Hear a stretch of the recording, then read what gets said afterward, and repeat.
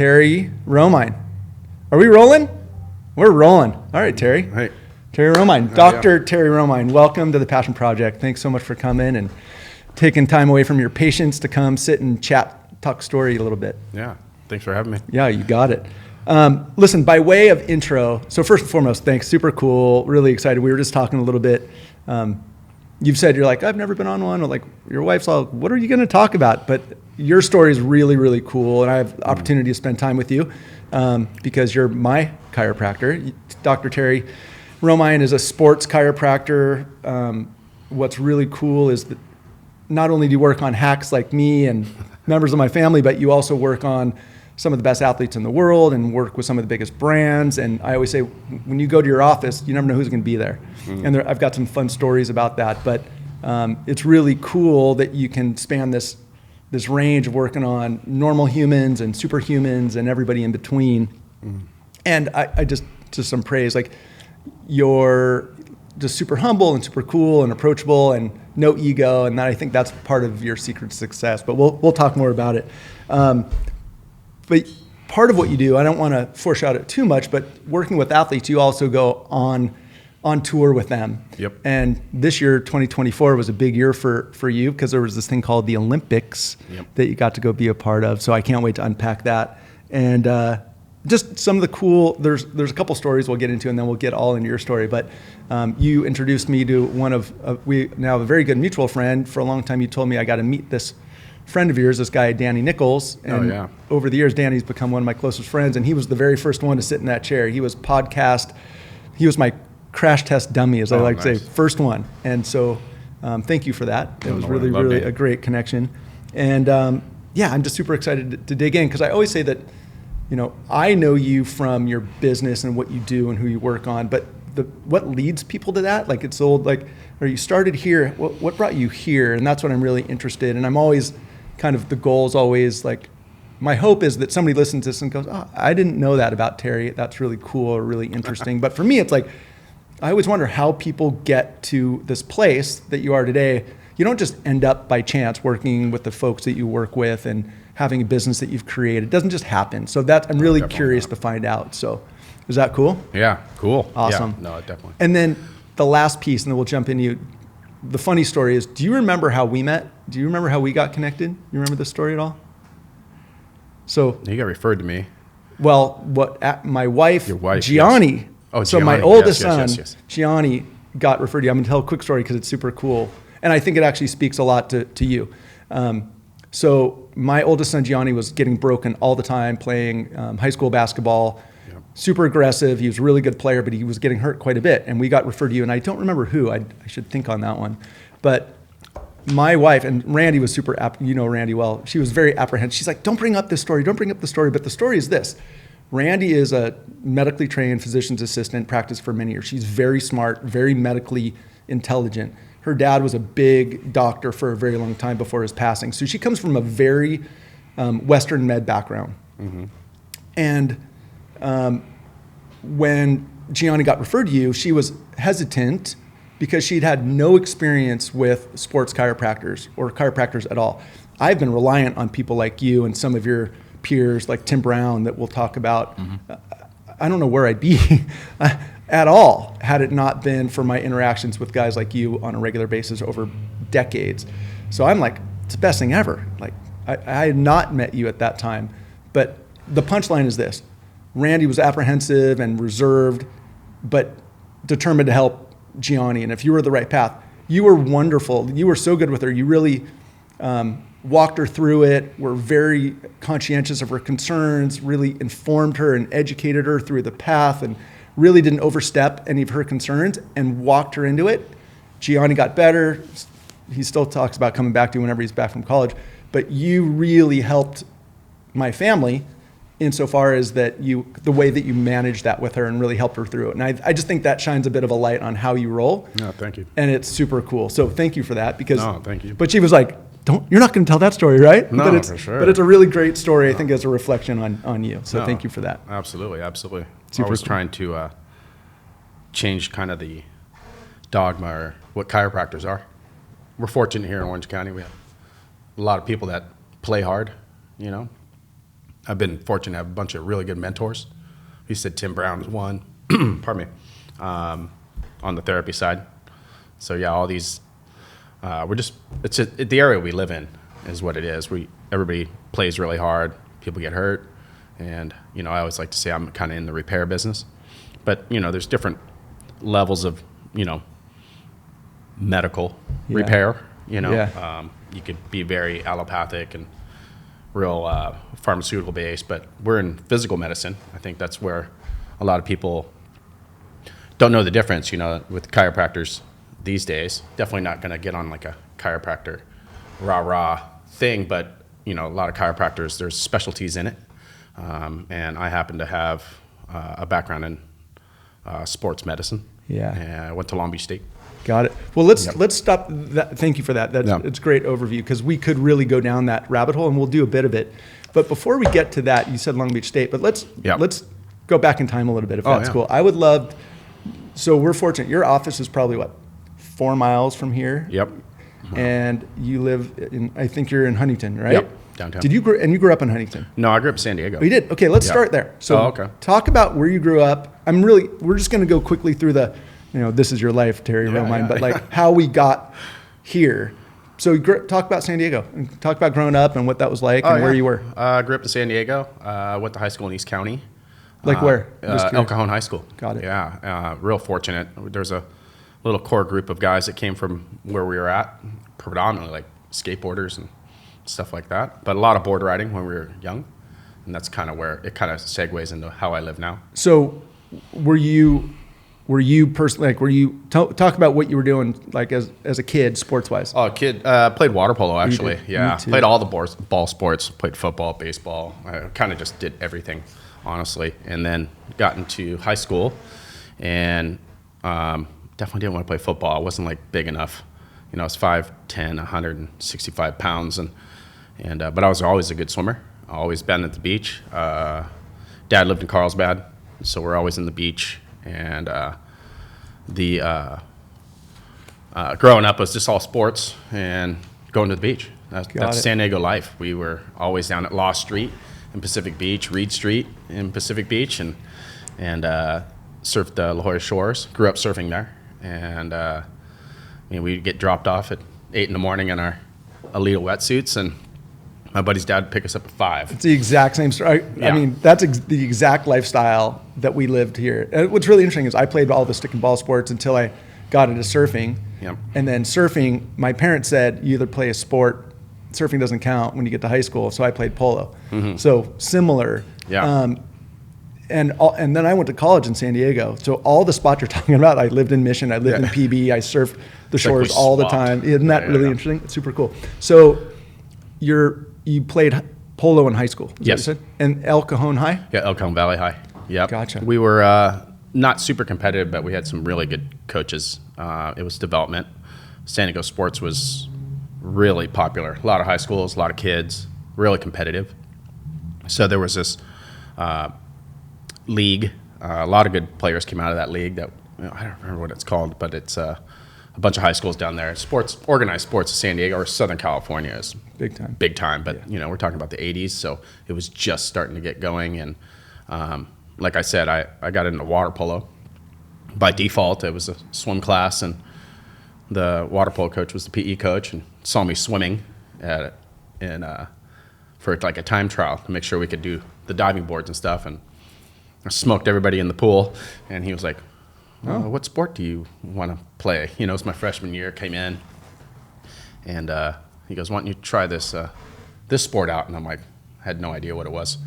And then, kept playing it, got in development, did junior, JOs, that's what they called it when we were kids, and then kept playing, did pretty well with it. The most important part was the coaches I had. I was real exposed to really good players and really good coaches, and some of the coaches became like national team coaches. But San Diego development was really big. We're always competing with the clubs up here, Orange County, LA, really big water polo competitive clubs up here. So just kept pushing. I was always kind of a little jock, I always played sports, so I kind of just resonated to it, and I could move around in the water pretty well. So I was always a swimmer, and so that's kind of how it just developed. Got it. So. Again, we had similar things going on. The difference was I was a shitty swimmer. I played polo because I had to. All I wanted to do was surf, but my parents said that doesn't count. And I was never, I never had that kind of swim chops like you did. And polo was hard for me. I mean, I played and I was lefty, but I was never that good, and I didn't get along with my coach too well. But it was super formative, and at the time I hated it. I got a lot out of it, and so I think it's been super formative in a lot of things that I do. But I did not have the same path that you did. But you went on, so you go to school, El Cajon Valley, and then I did JC 2 years. I was going to go to Long Beach State, but there was 4 or 5 Olympians on the team. Coach talked to me. He goes, "Hey, we got a lot of players on our team, but if you just go down to JC for a couple of years and then come up, we'll get you on the team." Got recruited to a few schools on the East Coast too, but there was no way I was leaving California. I'm born and raised here. Yeah. I just didn't see it. I think my mom still has. We got recruited to Princeton, actually. It was my Ivy League school. Yeah, and I think my dad was just, at the time, he was like, "Hold on, you're turning that down?" Right? Yeah. Well, it was. Yeah, he figured. He goes, "You've been on the beach your whole life. You're going to move there, and one cold winter, and you're going to be running home." So instead of being, big fish in a little pond, I said, "No, I want to go to Long Beach State." They were 5th in the nation. I kind of wanted to be competitive, so then I ended up there. And so, did you play for those 2-3 years? I played 2 years JC. Yeah, we were at Grossmont, really competitive. Again, it was it seemed like all the D1 schools were really impacted, so it ended up being all this kind of that next layer where we should be freshmen, but there was some more development that needed to happen. So the team in Grossmont was kids from all over California. I can imagine. Yeah, it was like a little A team. The head coach, Brian Harvey, he's awesome. I can't remember. I haven't said his name in a long time. He kind of mentored us, knew all of us, because everybody on that team went to play D1 from JC, like pretty much everybody. Wow. And he was like, "Hey, we'll give you guys." So it was a development. It was like going in like a G League or something. So you kind of knew that your goal was going to go there 2 years with the goal of going to Long Beach. Yeah, that was it. And you stayed on that trajectory. I did. Yeah. What else was so there's that water polo is clearly a big focus. That was a sports was stuff, there anything was there anything else in your mind, like when you're in high school and you're going, "Okay, I'm going to go to college, polo was a big driver of it," but did you start to sniff out what you wanted to do, or were you kind of like, "I'm just"? Yeah, I was pretty heads down on it. I was just trying to stay in school. It was either that. I think in '90, half our friends went off to the Persian Gulf War. Wow. People graduated in '90. It was either go to war or go to college. Definitely wasn't. I wasn't in the military. No. My whole family was in the military. I grew up down in San Diego, which is predominantly military, sure. But I had nothing to do with it. I mean, I respect it, and it just wasn't I'm just staying sports, So, and my dad at the time, all the Romines had been in the military, and he goes, "Okay, you get to pass because all the Romines have been in the military." So we passed that, and then, but yeah, I just kept playing and playing. And so, so you come up to Long Beach as a junior. Yeah, a redshirt sophomore. Yeah, got the red shirt that year. Played with the '84 Olympic coach. His name was Ken Lindgren. Had a couple. Kyle Kopp, he was the national team coach, and all these really in the water polo world. I was always around all these really big water polo guys you see on TV. At the Olympics. Yeah. Terry Schroeder, who was Mr. Olympics he was Pepperdine coach, and all these development teams. It was interesting because when we were kids, we would go to these junior Olympic tournaments, and then by the time you got to college, you're like, "Wait, this guy's on my team. I've been playing him." Right. Yeah. So then it was just timing. I think it was. And I assume kind of organic. Yeah. We're sitting a mile from Newport Harbor High School and 4 miles from Corona del Mar High School, which were probably some of the same people that you were playing against all the way through, because for sure. Those have been super drivers of national team and Olympic level polo. Yeah. Amongst other sports. Again, Southern California, your earlier point, it's such a driver of sports. No, yeah, very fortunate where we grew up. Yeah. Foreshadowing. Of course, we need a good sports chiropractor in town, or 3 of them, because you're basically, what's interesting, you're working on the people that you are. Yep. And your friends, right? Totally. So talk real quickly about you're playing D1 Long Beach. Yep. But you're also going to school. What's your focus on in school? It was physical therapy. I was actually going to go in. I was doing pre-med. I was going to go into med school. Everybody, all the Romines, my uncles and everybody that were in medical in the military. My uncle Alan, he was a DO and an attorney actually. What's a DO? Osteopath, doctor of osteopathy, kind of like an MD, but a DO. And always mentored. It was always resonating like I was going to do something in medicine, So I was doing pre-med. I mean, let's just say in the beginning I didn't know what the heck I was doing, but eventually it was all kind of science-based. I seemed to resonate well with that. So then I stayed in that path and then got to Long Beach State. They said, hey, you got to pick a major if you're going to play ball. So I picked physical therapy. And I was like, okay. And I got into it a little bit, a couple of the classes, and I was like, wait, this is not quite what I'm resonating in. I think at the time, we're talking 92, it was really geriatric based. I just didn't resonate with it. I was like, wait. And then I talked to the counselor. I said, yeah, I just don't know if I'm going to be working in geriatrics. I just don't see myself as that. Or at Long Beach State, it was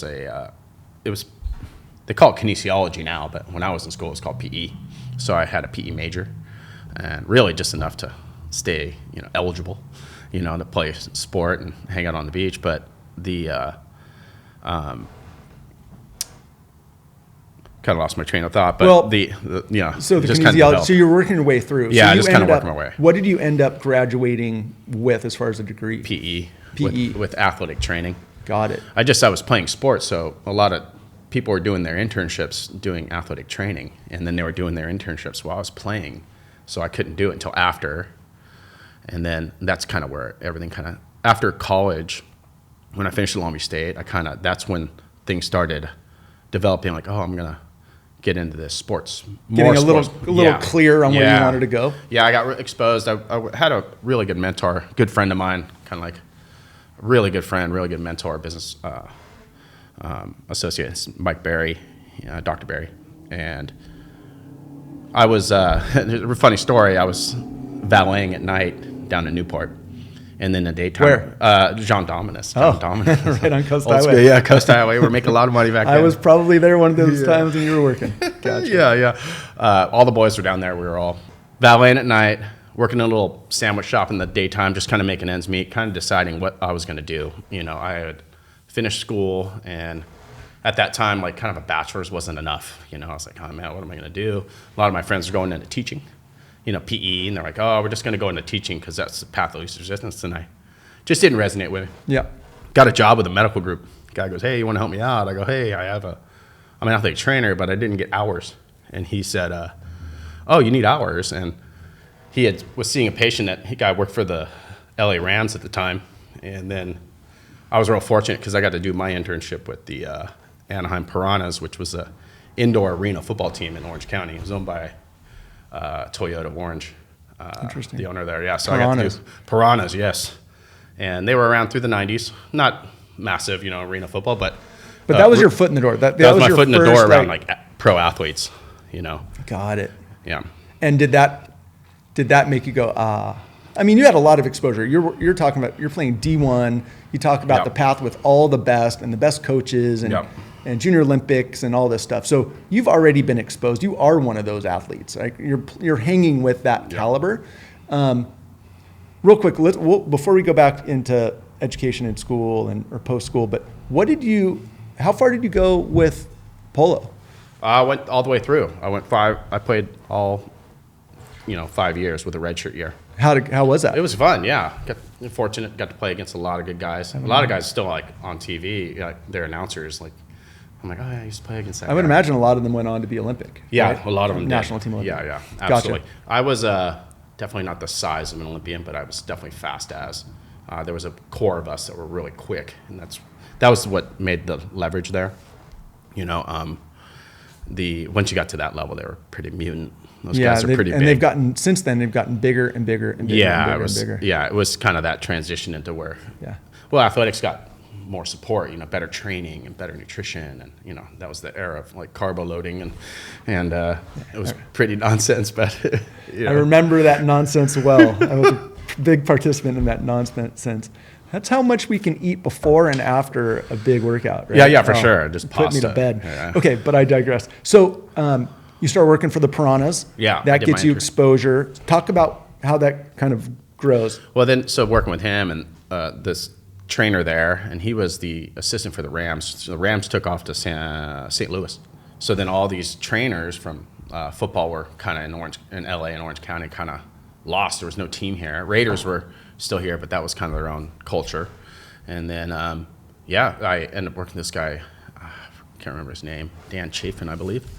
And he kind of put me under his wing, got to work with these athletes, got to see a lot of like injuries. Arena football is pretty violent, just like the NFL. These guys are just as fast, maybe just a tick slower, but they're not as mutant, but they're pretty big athletes. So I got to see exposed to a lot of like injuries, and it was timing. It was time and place. I got to see some really gnarly injuries in football at that level and be in the training room when they were doing it, assessing it and treating it. So then I was pretty, I kind of organically did it. And then he started sticking me on those athletes, and I was just doing the treatment.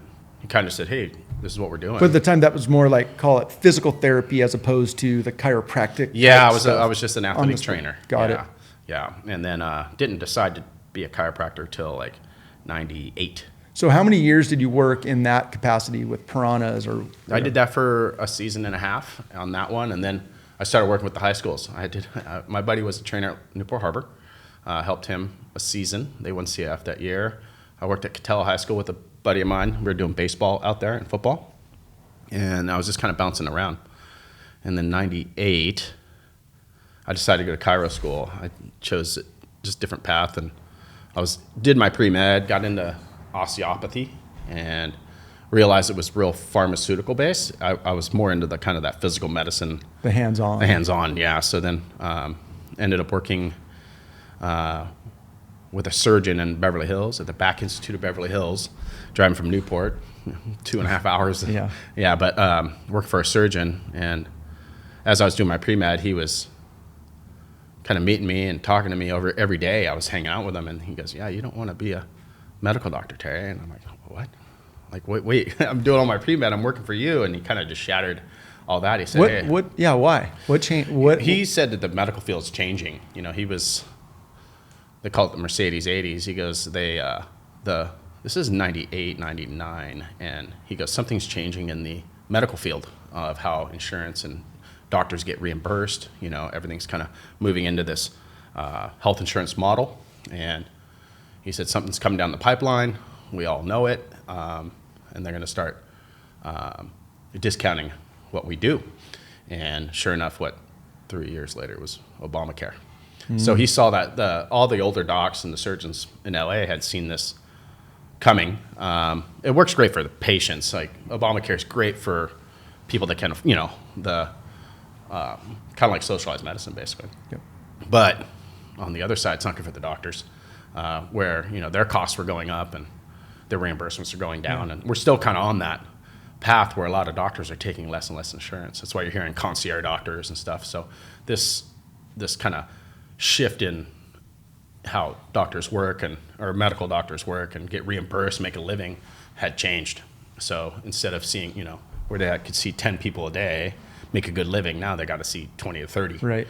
But it's just the way the reimbursements was. But how interesting that you happen to be working with this guy in probably one of the most expensive places to both operate medicine, but to get great medical care. Like, if you're going to a back surgeon in Beverly Hills, you're going to one of the best. So you're absolutely. My suspicion is you're working with one of the best, and he's the guy that goes, whoa, hold on. Yeah. Wow, so interesting and fortuitous. Had he not, do you think he would have pivoted had it not been for him, or do you think you still would have ended up going this route?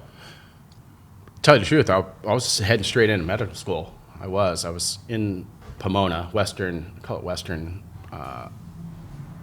osteopathy school. I was doing it, going to pre-med. I was going to get into surgery. It was still hands-on, but it was more of like procedure-based.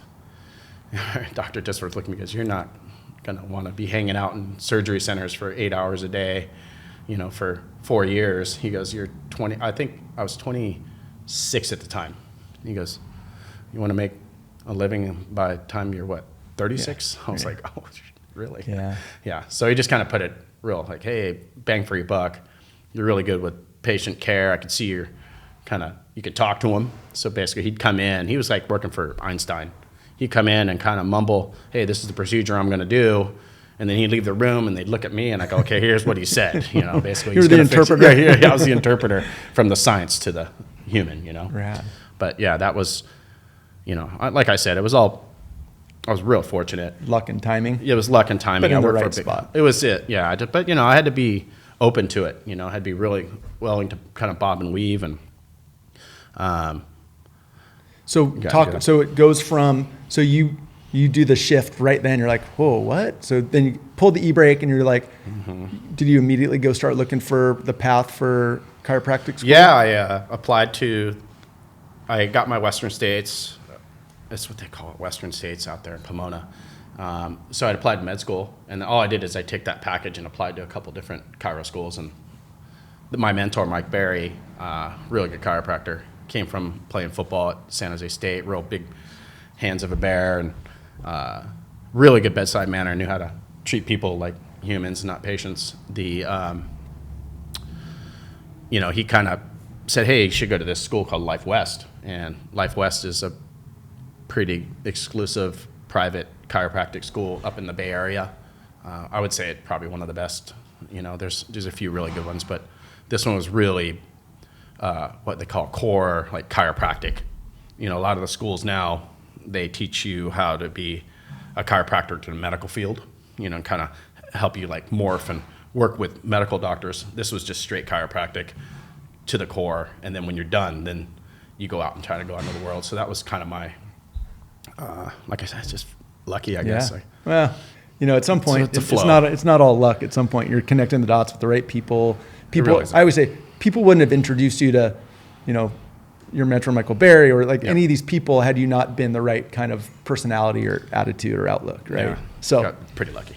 Well, No. okay. But tried. I did. No, hey, but listen, but it's the ability to run with it and turn it into something, right? So you go to chiropractic school. Was it an immediate fit where you're like, oh, this is my place? Yeah. Once I I knew it was in there, started taking it real seriously, did really well. I was a student athlete, so you can imagine my academics were enough to be the athlete. And then when I got to chiro school, everything was kind of coming together. Yeah, it's funny. It's like, I don't know if I've ever told you, but when my degrees have nothing to do with running hardware stores, and I came back and realized after a bit of a break, I'm like, I'm gonna have to go back to school for either of these directions, either of my degrees. And I was like, I don't want I wasn't ready for that. So I go to work with my dad at the hardware store. And then shortly thereafter, I'm like, I think I want to be a chiropractor.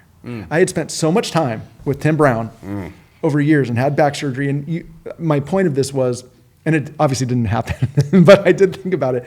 But you spend so much time as a student athlete getting worked on or seeing injuries or recovering from injuries. You get very familiar with the process, and it becomes very natural to go into that space. I would say it's like, how come psychologists are oftentimes so crazy? Because they were going to therapy for so long. They're like, I want to be a therapist. No, that's a joke. But I mean, you spend enough time in a world, you get very familiar, very knowledgeable, and you're like, not only can I do this, I want to do this. I would imagine, again, especially playing D1 at the level you are, then you go to the Piranhas, you're like, you've got tons of hands-on before you even get to the first classroom. Right? Yeah. Super neat. Fortunate. Really, really cool. Fortunate. So how long is how long is chiropractic school? I was 4 years after, so at Long Beach State's 4, then 2 pre-med, that's 6, and then another 4. Wow. But I did it in 3. I carried like 36 units a quarter. Listen to you. I just went head down 3 Dang. years. Yeah, there was a core of us. I think it started as 100 of us that were going to do it in 3 years, head down, let's get it done. And by the end of it, I think it was 50 of us or something. That's a lot. That's a huge load. Well, especially yeah, of that type when you're talking science. Oh, right? yeah. But I went back to school later, 27. So I was already like, You're ready. I was ready to get out of there. Yeah. Got it. Wow. I mean, when you're there and you're going through it, super competitive, nose down, tons of taking a super heavy load, did you have a vision of what you wanted it to look like? Like you're like, did you start formulating what you wanted to be when you graduated, or where you wanted to work, or who you wanted to serve, what that looked like? Yeah, I did. I wanted to work in pro sports. Like I said, I got exposed to it. Granted, it was, it was arena football, but I was exposed to pro sports that way. I was like, well, I can do this, and I had some confidence. And like you said, it was meeting the right people and getting exposed the right way. And I call it luck, but you're right. It had to do with being with the right people. Yeah. And I don't know. Always try to put myself in the right crowds. Looks like it's worked. So far, it seems to be. Yeah. So you graduate. What happens From chiropractic school? Oh yeah, I school? came back, graduated on Saturday, started work for a big medical group on Monday. Straight in. No break for you. No, like I said, I was already ready. I was probably 30 years old now, and I had a job to come back to. That was kind of my eyes on the prize the whole time. And Where was that job? it was called TriStar Medical Group. It's in Costa Mesa, and it was on 19th and Newport Boulevard, in a big Spanish hacienda in there. Yeah. It was what we call an industrial clinic, where it was work comp and personal injury cases, a lot of them. But then again, it was my first time being a practitioner in a multidisciplinary clinic, where I worked with surgeons and psychologists and internists and all these levels. So if someone came in hurt, we'd all kind of collaborate. It was really neat. I got exposed to really old orthopedic surgeons, young orthopedic surgeons, neurosurgeons, spine surgeons, all that stuff. So I got to help rehab these patients. These surgeons that we were with were pretty cutting edge at the time. They didn't want to do the surgery, so they said, hey, let's do therapy for a while. And these surgeons were entrusting me as a chiropractor. So not a lot of chiropractors at the time were getting a lot of patients from the medical field. We were doing all the spine work and all the therapy that way. Like I said, I was doing sports medicine, so all I did is I kind of just did the same therapy I did on the athletes, and I just do it on, a guy that got hurt at work, and it worked really well. And how they talked about it, and we just created like an atmosphere of like kind of healing. It was a big open 10,000 square foot facility. It was big, and we see 150 a day through there. So, but we kept this culture of, hey, this is the next step to avoiding surgery, and we had a really cool crew of people in there, and really helped a lot of people. Well, it sounds like that's been pretty formative for you, because that's kind of from my patient impression, that's the way you look at things in your practice today. Oh, same, yeah. Collaborative, super engaged, and to try to do anything you can to not have to go to the next step of surgery. Exactly, yeah. One-on-one therapy, we spend a lot of time with the patients. And you do. Yeah. Maybe more than anybody I've worked with. No, yeah. This is definitely didn't reinvent the wheel. This is a pattern that we saw was working with the public, and then basically I kind of had this saying like, oh, I just take my sports medicine that I would treat on an athlete, and I do the same on, my weekend warrior athlete. That's usually the guys that come in, blow a hamstring. Why are you looking at me? Straight at you. No. Job security around here, everybody plays pretty hard, like I said. For sure. And then, it's interesting, because the time that you were going into the mid 90s, even early 90s, is when I was going to Tim Brown, when I blew my back out. So you were getting into that world. I was already a patient in that world. Yeah. But that's exactly how Tim ran his practice, Newport Spine and Sport, 30 years ago, still today. It's very similar to what you do. I know you guys are close, but I'm super fortunate that I found him and you, and it's the same path of working on athletes and hacks like me and weekend warriors and all that. But it's the bedside manner, it's that engagement, it's that one-on-one. And it's really interesting how you can kind of connect all the dots, right? And that's kind of what we're doing it's here. cool. I didn't get to see Tim when I heard his name coming through this, say the word chiropractor, and, oh, do you know Tim Brown? Yeah.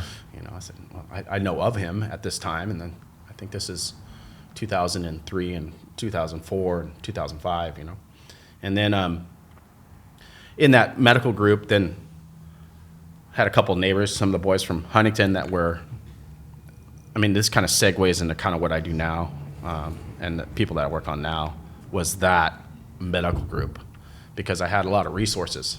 I had surgeons and orthos, and we had x-rays and everything. So some of the local kids basically, that were coming up surfing. I think first little pro surfer I ever worked on was Micah Byrne.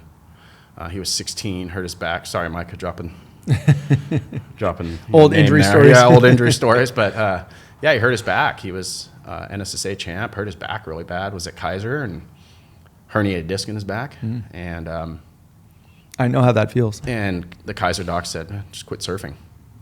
That's what they told him. And back in this is before I was a chiropractor, and started treating him with Mike Berry, who was my mentor. And he goes, hey, let's just treat him like we do the athletes, and let's see how it goes. And he did really well, ended up winning, and kept going. That was my first pro surfer, so to speak, or a kid that was perennial on his way. And then all the Hawaiians would stay with the Byrne family, with Ralph and Karen Byrne. And then when those kids get hurt, then they started sending to me, and then it just kind of organically flowed that way. I had 1, then I had 3, then I had 5, and then 10, and then good friend of mine that Rob Havesey, exposed me to a man named Darren Brillhart. And Brillo. And I'd have to. These are all, for anybody that's not local surfer or a surfer, these are all legitimate names in the surf space and in the industry, and that hasn't changed. Again, you're still formative in that world today. Yeah, it was, Brillo, he was running the junior contests and what was called the Primes and the WQS, the World Qualifying Series at the time.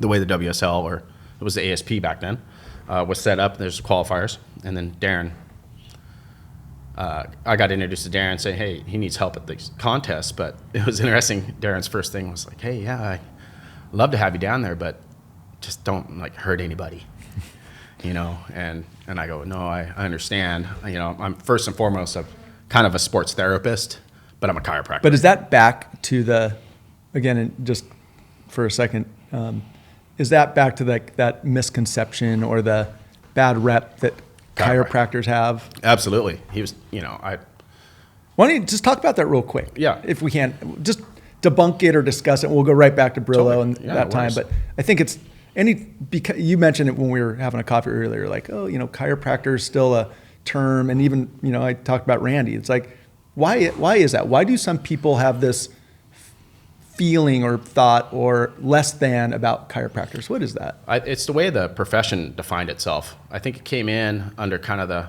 stepchild of the medical field. It was kind of the alternative. But we've all known now that, kind of the alternative becomes the norm. Acupuncture, all these different therapies, everything, that all was alternative to the medical field.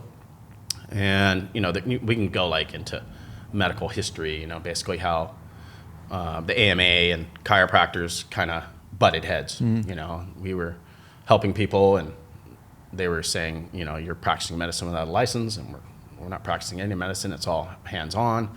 But they kind of had the licensing the way they did it in the United States. They were the only ones allowed to work from head to toe on a human body. So it was until the 80s they were still putting chiropractors in jail. Really? And, yeah, oh, wow, absolutely. Yeah, they were practicing out of license and doing all this physical medicine. But I think my luck was, in the sports field, and I was noticing there's still chiropractors in the sports field here. Every team I was working with, at another level, they had a team chiropractor, and I just kind of resonated that way.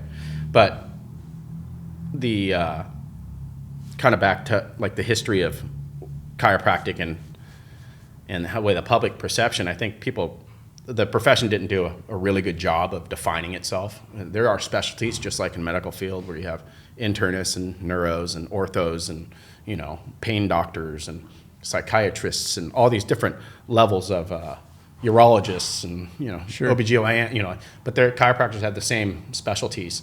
There's non-force techniques, there's light force techniques, there's real osseous or bone moving techniques, there's soft tissue work, there's sports medicine, and I think that's kind of where the profession itself is kind of at a crossroads. They got to try to define it. Unfortunately, chiropractors are trying to open up their scope of practice too much.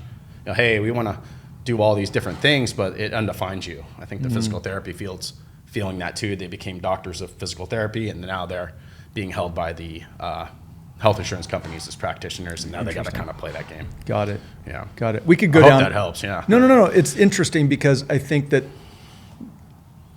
if you've been to good chiropractic sports doctors like I have, you recognize how incredibly valuable they are. Like I do not know where I would be today without guys like you, Tim Brown, and I just don't know. To come back from all the injuries, to navigate injuries, to be able to compete at the highest level that I can, I don't know where I'd be. At the same time, when you go to really good chiropractors, but you could say this about any medical doctor, then you go to a hack. There's hacks in every field. Oh, everything. Every walk of life. Car mechanic, right? Good ones and bad ones. For sure. Yeah. And I think that that's probably, for whatever reason, part of the challenge is that if somebody has a bad experience, it's very interesting. But I think that it's an interesting study, and I hope that they fix it someday. Because again, like you said, every pro team and every pro athlete comes to sports chiropractors on a regular basis. That should tell everybody everything they need to know. It's almost like a maybe secret just says, formula. Pick somebody really reputable before you go. Just start there. Start high. Don't just show up at somebody that you don't know. Like, do your homework, right? Yeah, okay, yeah. We digress. We were talking about Brillo and really getting into tied into how big is, from a pro athlete standpoint, you have a lot of pro athletes you work with, amateur athletes, all of the above. Yeah. How much of it is in the surf world?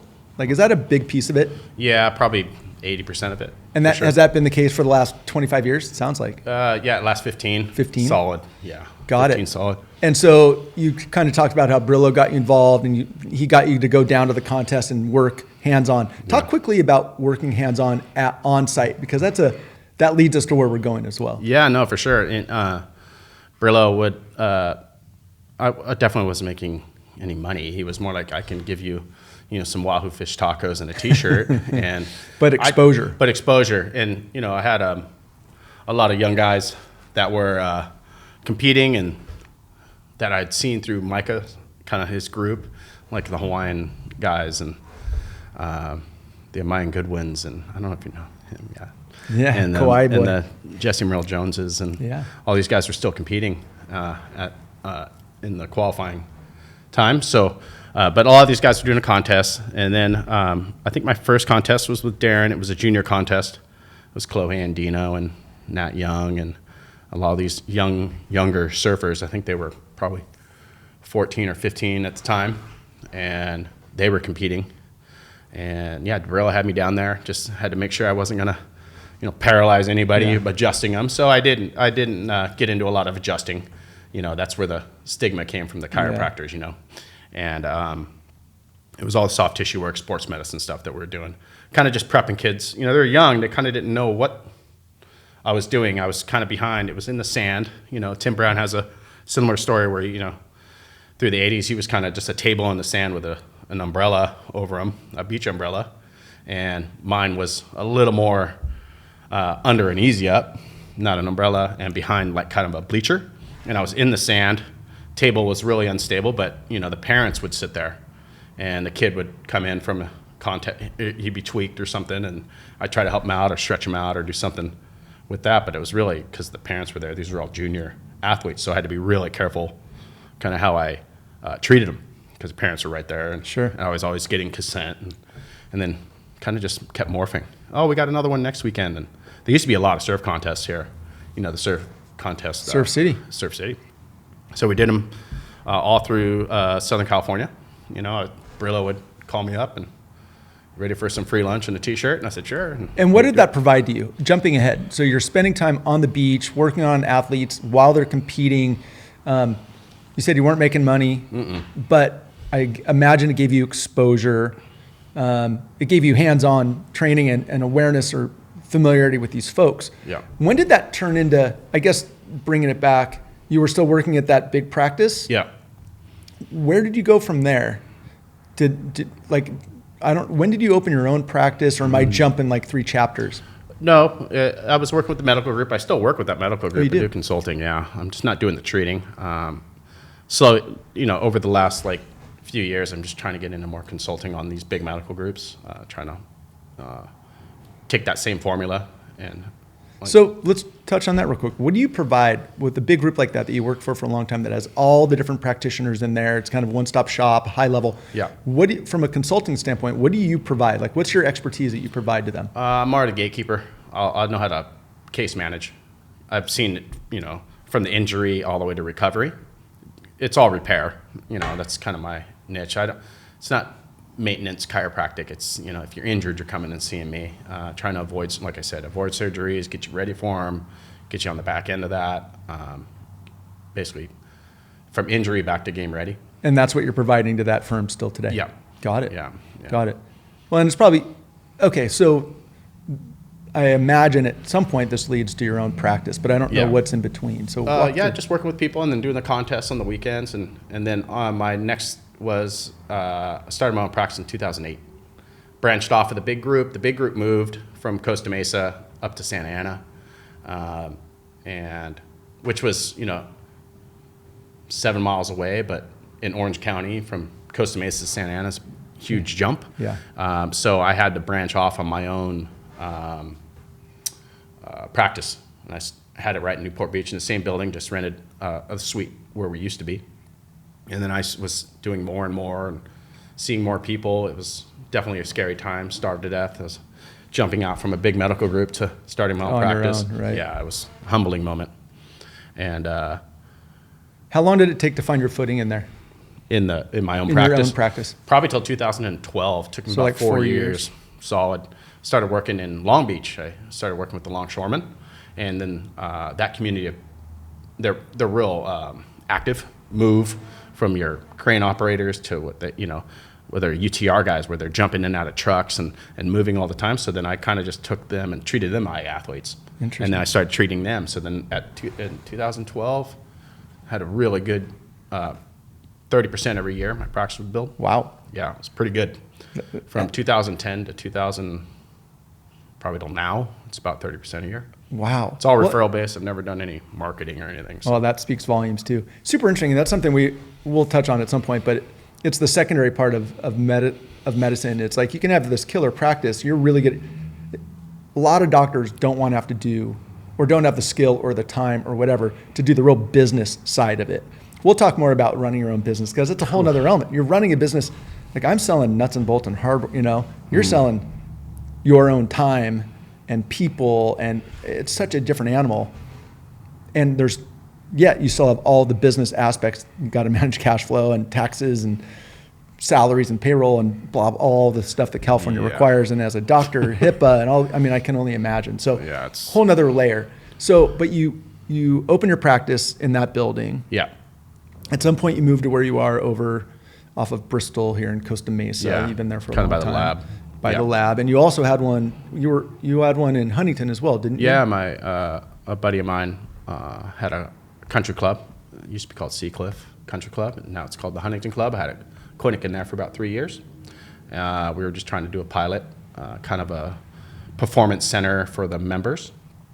I'd also be able to see people from outside of the club, but did that for a while. That was kind of fun, real niche. It was tennis, golf, and the new Olympic sport, pickleball. Yeah, I can only so imagine. Everybody was blowing Achilles and blowing their knees out. Started seeing a lot of injuries from pickleball. But it's so interesting because I think what you said before kind of is probably how you approach everything. You treat everybody like an athlete. Isn't Absolutely. that kind of what it's come down to? You're like, you're in a car crash, I'm going to treat you like an athlete. Like pickleball injury, I'm going to treat like, right? Yeah, whether there's it's a formula to it. Or you're a pro surfer or pro whatever. Got it. Yeah. Super interesting. I mentioned it in my story, I didn't mention it in my story, but when I was talking about Gianni and Randy coming to your office, they walked in the office, Randy's still apprehensive, and here's Gianni, who was probably 15, 14 at the time, and one of your pro surfers was sitting in there waiting, and he was like, Mom, that's so-and-so, and he's one of the top 10 surfers in the world still today. And they were like, oh, well, if there's pro surfers here, right? Like, again, that's when it all started to, like the flywheel started. And the number of either professional athletes or their family or coaches I've met in your practice over the years, like you never know who's going to be there when you're there. And this isn't 10,000 square feet. This is what, 4 Fourth out, yeah. Yeah. 18 and a gym with and 4 rooms and like it's very intimate. Yeah. And you know people and everybody's just super kind and cool. Like these pro athletes are just chatting. If I didn't know who they were, you would never know that they were like there's no ego. They were just normal people getting worked on for whatever they had, whatever it was ailing them. So super neat. Let's talk about, so you're in your practice, whether it was, in the old spot or where it is today, you're really focused on pro athletes, but you've got a bunch of weekend warriors like me. When did the brands come to you? And you can use names or whatever, but you work with some of the biggest brands in the world, and that'll lead us where I kind of touched on earlier with some of the on-site stuff that you do. With surfing, it comes back down to the OG. It came to Tim Brown. And I was starting to work with Tim. He was getting to know me. I was getting to know him. I think him and I resonated well together. Like we communicate very similarly. Is that the word? With the athlete or the patient. It's real organic, nothing stuffy. Call Tim Tim. You don't call him Dr. Tim or for sure. Yeah, I not knowing him, I kind of have the same. Very much so. Very similar path, I think, and without knowing him, I think it was just kind of how it either morphed into this, and then him and so it came down to this. I think it was 2011, and this is kind of how it started with Nike and Hurley, and a couple small brands. Small brands. Nike was getting into surfing, had a huge team. I think there were 13 surfers on tour of the total. Men and women, from John Florence, Julian Wilson, Michelle Perez, kind of going through best of the best, through there. And this was during John's 2 title championships. We were fortunate, and Carissa Moore too. She had a few in there too. But yeah, Pat O'Connell. If you're a surfer, yeah. The names that are being bantered around because they're friends and they're there are the best in the world. When you're talking John Florence, he happens to be our world champion as we speak. Yep. At the time, I think he's 3-time world champ. That was his first campaign that you're talking about. Yep. The number of world champions I've seen in there, the number of Kauai professional athletes I've seen in there has been, it's amazing. So I'm sorry, go on. You were talking about all these folks. Oh, no, yeah. Hurley was talking with their athletes, and what they were finding, there was a problem because there were so many of their athletes on tour, is that they would go to different tour stops. This is fully how it started. They were going to different tour stops, happened basically with John Florence. And Pato, I believe this is how this conversation wasn't direct, but it morphed into, hey, what do you need on tour? And John and a lot of the teams, I say John because he was kind of the high ticket item there. During that era, but every country they went to was a different physio, different doctor, different opinion, different angle. You go to one doctor in Australia, he said, hey, this is what you need to do. You go to Brazil, and this guy says, no, you don't go right, you go left. So the athletes are really confused, and what they didn't like to do is re-explain their injuries, one in another language, because there's always a little bit of communication gap if you're in other countries with the doctors that are in those countries. And they just didn't have cohesiveness with their care, So Pato and Tim Brown, before, unbeknownst to me, they already were having meetings about, hey, we want to start this team doctor thing for Hurley. We were funded very well with Nike at the time, and they were willing to throw a lot of resources at it.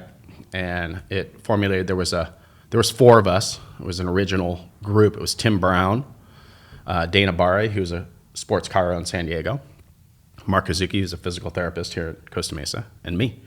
And what it was, Tim kind of just teed it up, said, hey, I got these 3 guys who are going to go on tour, so we'd rotate contests. I think my first contest was at Bell's. First time in Australia, I was going to Bell's. Yeah, got to go there. Carissa won that event, first time I was there. Carissa Moore, 4-time world champ. 4 or 5? 5. 5, I think, yeah. And that's how it started. And then guys were getting hurt, and then I'd help fix them. We were off to the side. Let's just say the WSL wasn't super excited that Hurley had brought their own doctors out. Oh. They were worried about legalities and stuff like that. Did the WSL World Surf League, did they have their own doctors that they wanted the athletes to go to, but they started going to their own quote unquote team doctor, you, Tim, or these other two guys? Yeah, we were taking a lot. Like I said, I was seeing a third of the tour by myself. Wow. And guys coming through, Felipe and Felipe Toledo, two-time world champion. Yeah, absolutely. All these guys these guys send it, and they just needed help recovering, on the side, and that's what I did. Oh, it's so smart. So I never knew that. I never thought of it, but it makes perfect sense. Everywhere you go, it'd be like any of us going to a different doctor every month. Yep. And here's my problem, and getting all these different diagnoses, recommendations. Oh, that's so smart. I never realized. It makes perfect sense now, but it had never been done prior to that. Yeah, it was really organic. Like I said, it was like we were just filling a need. And you're still doing that today, right? You've been doing that with... Yeah. Right? I was with Hurley all the way through the end until they sold. Nike sold the company. And then it was 2016, 17. Really good friend of mine, Sean Hayes. They call him Sean Purple Hayes from Ventura. He was working with Red Bull and doing Another small company. Another small company, yeah. They were doing what's called athlete performance, and out of a division they called the APC, the Athlete Performance Center out of Austria. They have one in Austria and they have one in Santa Monica, and they handle all the Red Bull athletes. I think. I can't imagine how many Red Bull athletes there are there's no better athletic format or support mechanism than Red Bull. It's unbelievable what they put out, the funds they put behind it, and then it goes, how many cans of Red Bull do you have to sell to support all these athletes? F1, unbelievable. So working with them for how long now? Since 2017.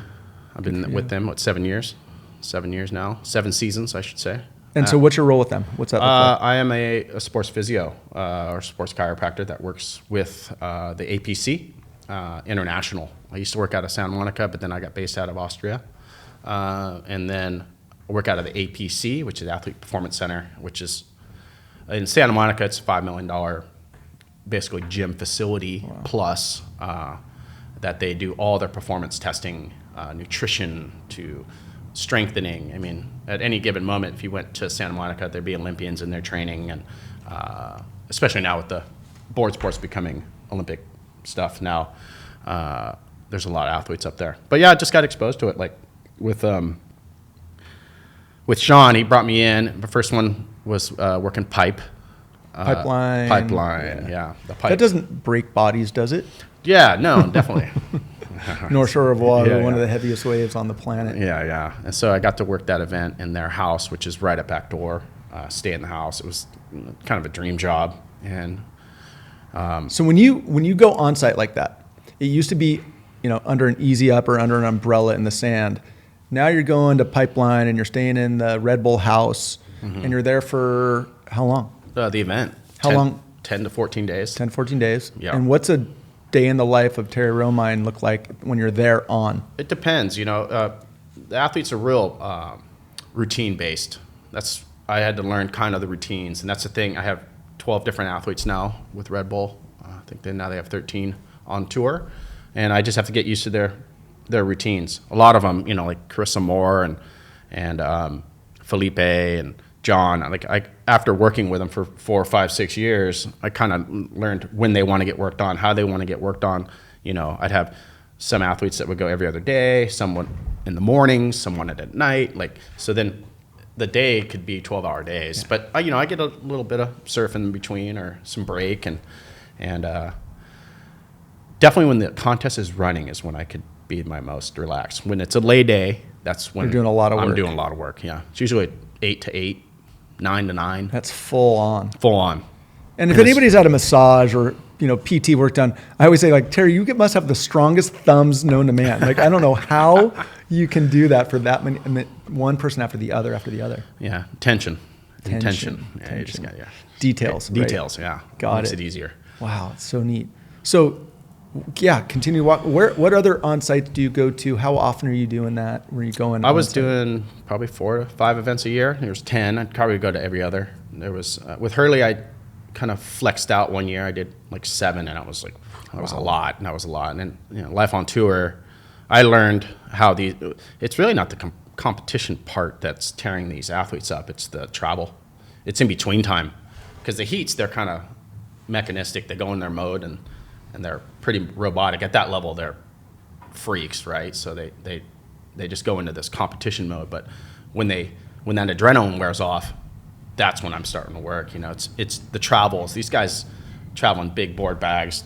They're more beat up from the travels than they are the contest. How much is the mental? Like, there's, growing up surfing and being a surf nerd. Like, when I was surfing, like back in the day, when I was let me stop. 30 years ago, the way the contest worked, it was pretty great. Guys be partying at night and surfing the day, and today it's a professional sport. I mean, and you listen to the brands and what they're supporting. You are there because it's a professional sport now, and they're training like it. Yeah. How much of it is physical and how much is mental? The mental fortitude to do the travel and compete at that level all over the world when you're staying in a different house and you're eating different food, and I know there's a lot of it going on. What are you seeing with that? Well, you'll see it with like the rookies. You hear the announcers always saying, "Hey, the rookies are just getting used to the tour," and it's not the competition, because all those guys have been competing their whole lives. It's how they mentally prepare for each event, how they get to the event, when do they get to the event, the time changes. A lot of these guys don't get jet lag now. They travel so much. Whereas, I'd come in there and I'm whacked. Waking up at 3 a.m. and it took me a couple years to get used to that as well. But I'd say it's probably 50-50, honestly. I think their the mental side is it's how well they get used to it. There's going to be a lot of variables, because traveling internationally, isn't that smooth. It's real. They're real elusive. You got to know your way around, and having kind of the logistics from getting from one comp to another aren't that straightforward. You got equipment and all these guys. They're not like teams. They all travel with their own gear, so they got 2 to 3 board bags, their entourage, their luggage, and then they got to get in a car and drive and set up shop and recompete and in 14 days fold it back up, go to the next other side of the world. Totally. Yeah. As a kid, I would have said, if you had asked me, "Hey, Mark, magic wand, you can be anything," I'd say pro surfer. Mm-hmm. But when you learn more about it as you grow up, you're like, I don't know if I would have been cut out for what it takes mentally and physically. Like, it's rad, but to be at that level, John Florence, you've worked on a lot. The number of injuries, he has 3 world titles. He could have had 6 or 7 had he not blown his knees every single other year, right? Absolutely. So it takes a real toll. Huge kudos to all of them and to you and all the other sports doctors that are working on them to keep them afloat. But back to travel with your patients. Talk about this year. Oh, yeah. Big year, 24. Yeah, that was it. Red Bull, we had a huge year with the Olympics in Tahiti. We set this up. Been starting to talk about this since probably 2020, and they were staging how we were going to be involved. The Red Bull tends to put what are called athlete lounges at all the Olympics. You'll never see them on site. There's no branding. We're pretty what we call covert ops. We stay underneath, but kind of under the radar. But it's really just for the families and the athletes to have a place to hide away from the Olympic Village. And we were super remote. First time the Olympics has ever done a remote event ever. Well, yeah, because if just kind of high level, we had the Summer Olympics 2024 in Paris. You weren't surfing in Paris. No. Where were you? We were in Tahiti at Chopu. Which is the end of the road. Deep, yeah. And there's no hotels there. So where were you? I was on a 60-foot catamaran that Red Bull had rented for me to stay on.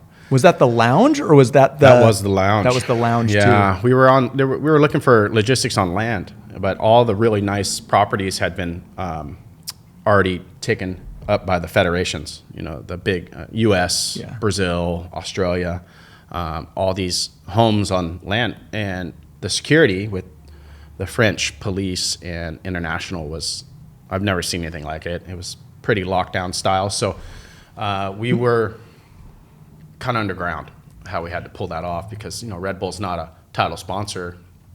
They're competing brands. You know, Coca-Cola is the number one. So when Red Bull was asking for favors and where could we go, they were just, it was mute. And you're on your own. So we had to figure it out. Submarine. Full on. Yeah, they just, there was no love.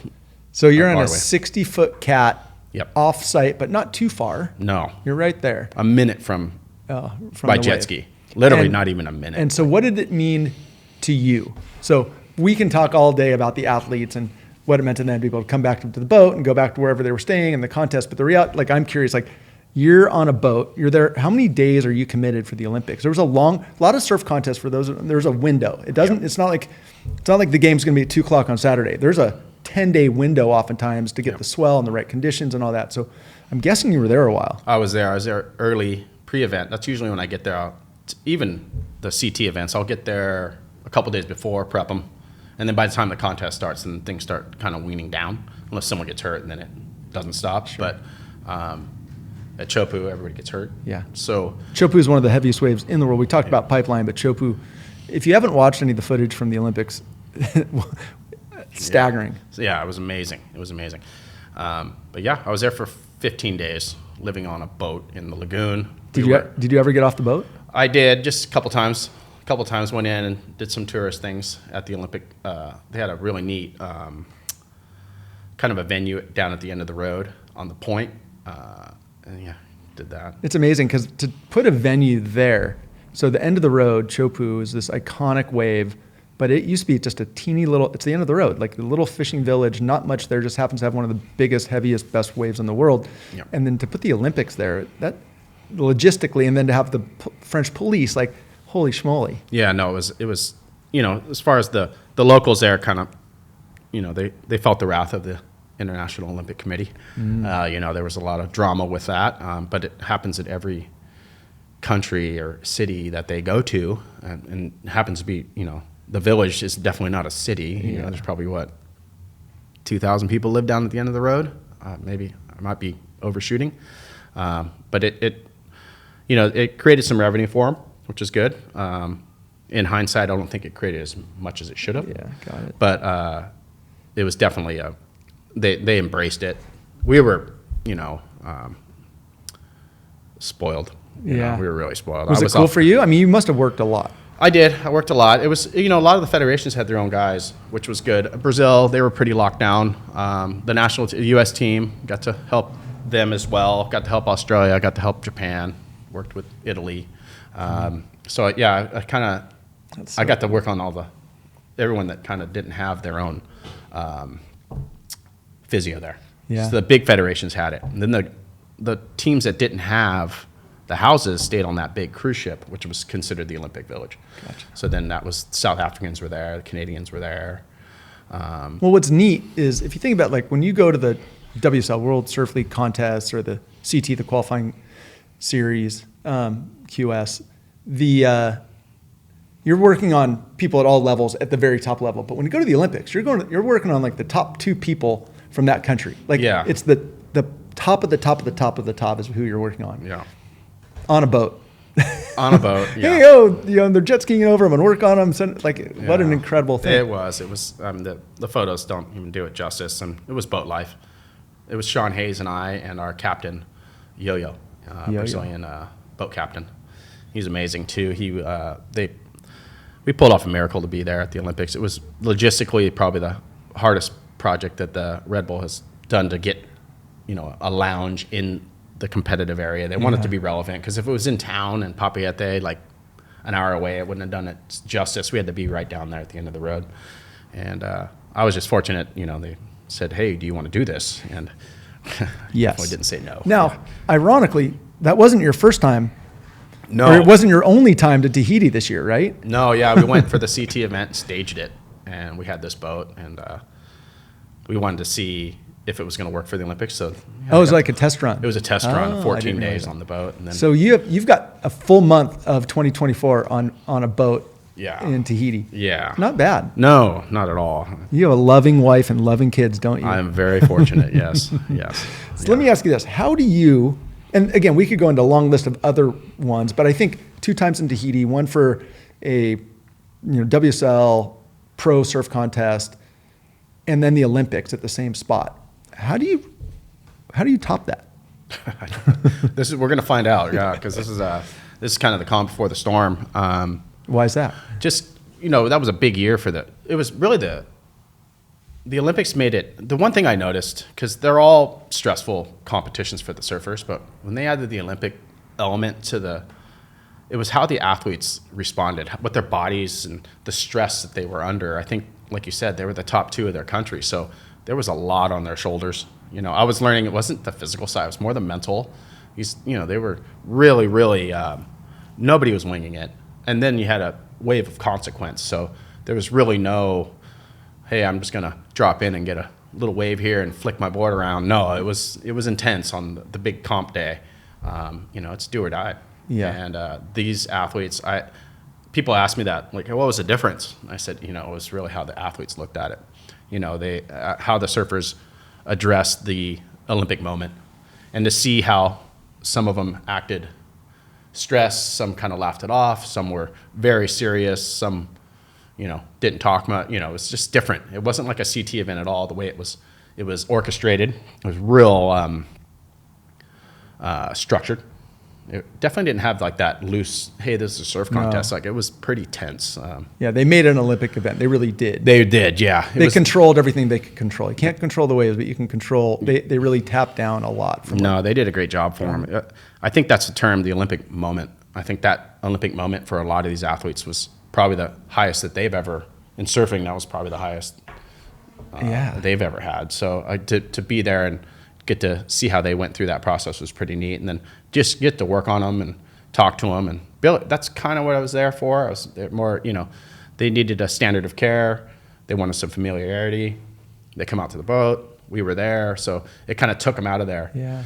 Between the media and the TV cameras and the federation rules. Yeah, you're like a safe spot. Yeah, we were the safe spot. Let me ask you, it's so rad. I mean, what a cool opportunity for you and for them. Like, everybody wins, but you definitely, what a cool thing. Oh, yeah. But let me ask you this, in your role, whether in that format or here at your office, how much of your role has some similarity to like what a hairdresser has or a nail, or like the bartender, where like, you're not just like working on something and splitting. You especially, you are spending a lot of time, and the people that work in your office, like, you're chatting them up. Like, when you're working on someone for 30 minutes, like, it's either dead silent or you're chatting the whole time. Yeah. How much of what you provide is more than just the physical, like? Oh, the mental game. Yeah, mental game, or just the engagement or the community. A lot. I think a lot. Yeah, it's just how you communicate with them. Definitely got to watch how you talk to these athletes in the different moments, and learning like what to say in front of certain athletes at certain times. Like, you have to really understand the athlete or the person. They're more people, and they're all friends over the years. Spending hours and hours of times with each of these surfers. They have this. Every one of them has their own little cadence of how they communicate and how they do things, and you have to be really careful. You really do. You got to be very conscious in how you say things or approach things. Just not that they're fragile, but you don't want to say the wrong thing at the wrong time and kill a mood or they're athletes. They're superstitious on one side, which is a lot of it. I think there's a lot of superstition with pro sports. Routine is everything. So the goal of me engaging in kind of their routines, and it comes from like, understanding this from Tim Brown, back to Tim Brown, it's just, engage and be there, and, they're kind of the dancing bears, and you just support them any way they can. If one just wants a high five, then you give them a high five. One wants more than that, then try to engage in that. But the key to it, I think, with practitioners and dealing with athletes is really just staying in your lane. I'm not a coach. I'm not going to speak to them about how they surf, specifically, unless it came down to how their body felt after that surf. And then I did just engage in what I knew best about them, because they all have coaches and they have managers, and they'll get into kind of talking, well, what'd you think? And I'm like, well, how'd you feel? I just revert it, and what'd you think on this wave? And play to your I play to my strength. Yeah, I'm like, exactly. You guys, That's super neat. Let me ask you this, because it piggybacks on that. Like, and not to embarrass you, but like, and I don't, no, I'm not going to, but like, is that one of the secrets to your success? Not only the physical skill, but the ability to interact and engage and bedside, whatever you want to call it. Yeah, bedside. I think that's... Or maybe the better question, what are your secrets to success? My secrets to success? I don't know. Do you have any? Don't just stay work in hard. Your lane. Yeah, put your head down. Yeah, just do what you know. Like, you don't have to be all knowing. I have a lot of intern students that, and they go, "How'd you get that job?" I don't get it. I'm like, what kind of formed it? And I say this to all of them, and whoever's listening, they probably heard me say it before if they were working with me or around me. You don't have to be right all the time. I think people can kind of read through the bullshit a little bit, and you're always trying to interject the right answer. You can be wrong. You just, you don't want to be wrong to the extent to where you're kind of looking like a kook or talking out of your lane, but you definitely got to watch what you say. It's just bedside manner. You got to be able to read the room. My experience is working with a lot of people in a vulnerable state. They're hurt, so they have to be helped. So you have to just have this caregiving side to it, I think. Yeah. So if that makes sense. No, absolutely, I think so. Be authentic, be yourself, play to your strengths. Play their strengths. If you're good at, and I think what you said about how you work with the pro athletes, like give them what they need based on but stay in your lane. Stay in your lane. Yeah. Yeah. They don't need another coach. They don't need, a life coach. They're asking them very specific in a specific setting. And I learned like what I could say to a certain surfer, and I see him fire up, or I've learned like saying the wrong thing. I've learned with certain, some surfers are a little more sensitive, and you got to be very careful how you communicate with athletes before their comp days. Well, like athletes are people, right? So Absolutely. Everybody's different in how you interact with them, right? For sure. And so I think that 30 years of bedside manner gets you pretty far. But at the flip, we can name doctors that firsthand, and I know firsthand that don't have that, but they have such skill that we put all of our confidence in them. Yeah. It's sometimes those surgeons have the reputation of being like the God complex or whatever. Like, I would say that you're on and everything you said, completely on the opposite side. You're like on the person complex. Like, I'm just another person helping another person be their best, right? Yep. So if you were some of these young, a new chiropractor comes out and interviews with you or wants to have you as a mentor or something, if somebody says, I want to be the next Terry Romine, what's it take? What do you suggest to them? Oh my gosh. Sorry, they want to do that. No, someone wants to be the next. I want to work on pro athletes too. How do I? You can learn your game. Like, definitely get some experience. I've been doing this now, 20 plus years. Right? Yeah, and in a very niche setting. I think at first be very open to techniques. Like I said, that's where the dogma comes from chiropractors. So you have to become more than that. You try to break all those stereotypes and provide more than what they think, because, I can't tell you how many times people go, oh, I didn't know you did that. I'm like, well, yeah. Oh, I thought you just cracked necks and backs. And it's like, well, muscles move the bones, so we got to treat the muscles, and that's where the tissue work comes in. And that just seemed to resonate well with me. That's how I healed. I got hurt. That's how I became a chiropractor, actually. I fractured my back 3 levels snowboarding. Oh. And that's how I became exposed to chiropractic care, who ended up being my mentor.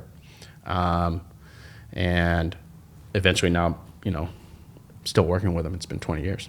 So, yeah, I got hurt myself. That's how it happened.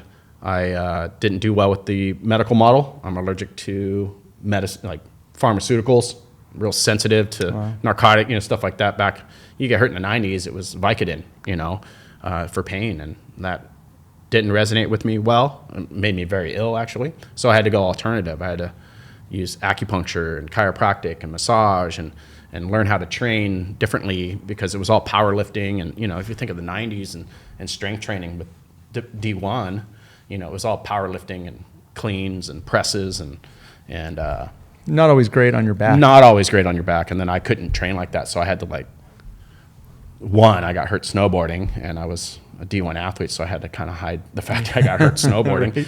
Right. Coach was not pleased. No. But, I had to learn for myself how to heal. And like I said, it had to do with who I was around. They exposed me to another way of healing. And that's I just treat how I like to get treated. That's basically it.